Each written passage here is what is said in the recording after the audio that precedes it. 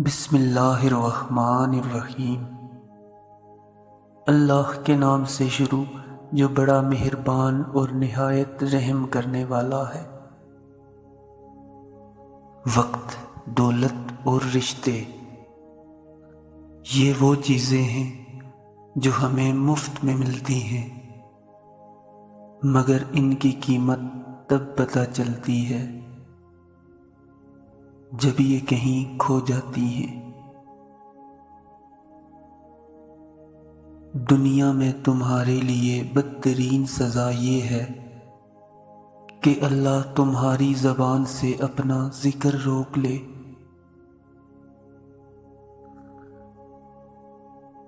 تقدیر سے لڑنا چھوڑ دو اور تقدیر بنانے والے سے دوستی کر لو، بن مانگے ہی سب مل جائے گا۔ توڑنے والے تو ہزار بیٹھے ہیں، مگر جوڑنے والی ذات صرف اللہ کی ہے۔ پتہ ہے اللہ بیٹی کیوں دیتا ہے؟ اس لیے کہ تم بھی وہ درد محسوس کر سکو جو تم کسی کی بیٹی کو دیتے ہو۔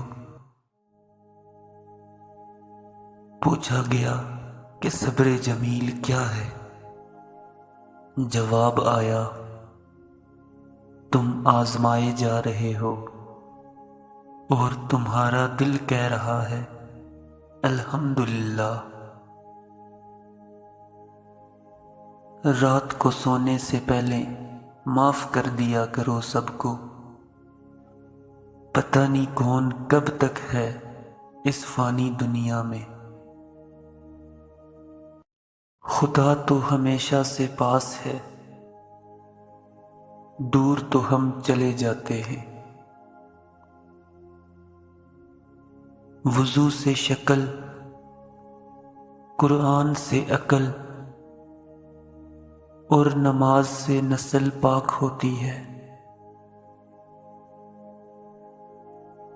جب امیدیں ٹوٹتی ہیں تو بہت تکلیف ہوتی ہے، لیکن یہ بھی سچ ہے ہر ٹوٹی ہوئی امید ہمیں ہمارے رب سے جوڑتی ہے۔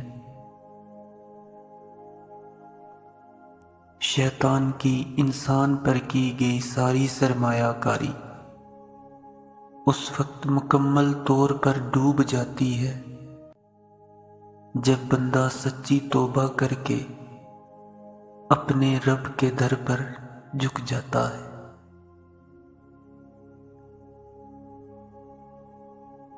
تکلیف میں سجدہ کرنا اور پھر تکلیف کو دنیا والوں سے چھپانا اللہ والوں کی صفت ہے۔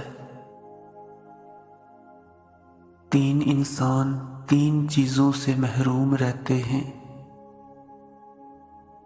غصے والا درست فیصلے سے،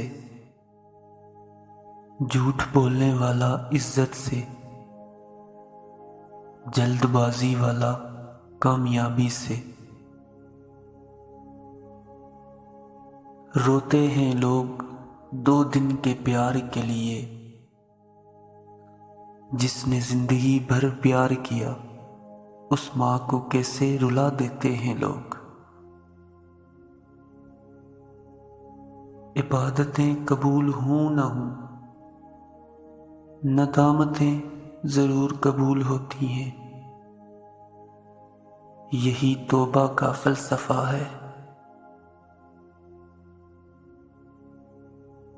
آج برا ہے تو کیا ہوا، کل اچھا ہوگا،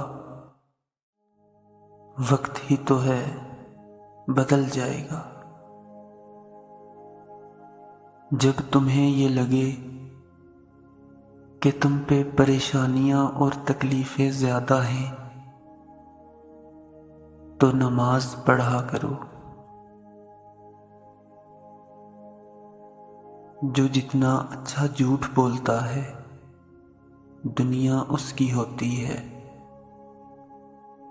لیکن افسوس پھر اس کی آخرت نہیں ہوتی۔